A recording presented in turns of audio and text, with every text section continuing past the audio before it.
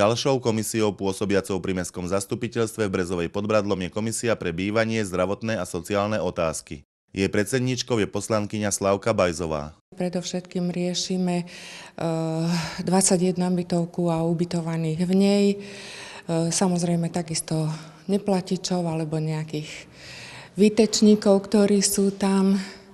Potom sú to jednorázové dávky hmotnej núdzi, žiadosti o jednorázové dávky, žiadosti o predĺženie zmluvy o nájme v 21 bytovke a nové žiadosti, ktoré si podávajú občania Brezovej. Ako vnímate fungovanie komisie a jej spoluprácu s mestským zastupiteľstvom? Spolupráca s oddelením, ktoré má na starosti sociálne veci, dá sa povedať, že je na veľmi dobrej úrovni. Čo sa týka zastupiteľstva, nechcem byť zlá, ale myslím si, že by to mohlo byť lepšie, viacej by sa mohli tomu poslanci, možno, že ani nie, že viacej sa zamýšľať nad sociálnymi vecami. A potom možno, že by som nemala až také, ťažko povedať, že či ťažké srdce, ale zrejme ťažšie ako normálne. Snahou komisie pre bývanie, zdravotné a sociálne otázky, ale aj niektorých ďalších poslancov je vytvoriť podmienky pre výstavbu nájomných bytov nielen pre sociálne slabšie vrstvy obyvateľstva. V súčasnosti však mesto nemá potrebné finančné prostriedky na takúto výstavbu a jedinou možnosťou, ako tento problém riešiť, je financovanie prostredníctvom eurofondov. Je však otázne, kedy a či vôbec aktuálna výzva na výstavbu bytov bude ešte niekedy vyhlásená. V koncertnej sále základnej umeleckej školy v Brezovej pod Bradlom sa vo štvrtok 30. mája uskutočnila prvá časť koncertu a výstavy absolventov školy v tanečnom, hudobnom a výtvarnom odbore. Prevahu mali výtvarníci z tried učiteľov Jany Kazíčkovej, Miloša Kováča a Jany Koníkovej. Pre absolventov neznamenalo štúdium len vyplnenie voľného času. Veľa nových skúseností určite a neviem, aj sme sa vlastne zlepšili v kreslení a v maľbe tak celkovo. Čo máte najradšej z výtvarníctva?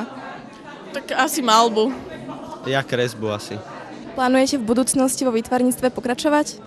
Ja asi nie, pretože budem mať kopu povinností, ale niekedy by som sa chcel k tomu určite ešte vrátiť. No tak pokiaľ mi to povinnosti dovolia a aj čas budem mať, tak určite áno.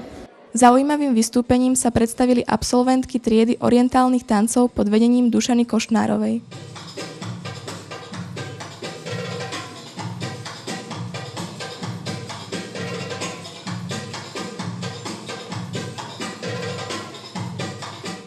Je možno na škodu, že väčšina absolventov základných umeleckých škôl nepokračuje v odbornom štúdiu na stredných školách. Vzhľadom k tomu, že si bola prijatá na súkromnú umeleckú školu, si sa rozhodla pre inú. Prečo?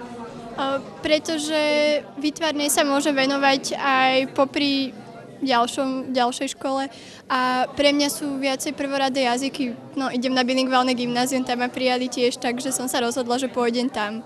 O týždeň neskôr sa v druhej časti predstavilo 10 absolventov hudobného odboru z tried učiteľov Dušany Adamcovej, Jána Michalca a Viery Petruchovej. Svoje umenie a vedomosti získané počas štúdia zúročili žiaci v záverečnom koncerte, kde sa predstavili hrou na klavír, gitaru a husle v sprievode mijavskej cymbalovky. Plánuješ pokračovať v hraní na husliach aj v budúcnosti?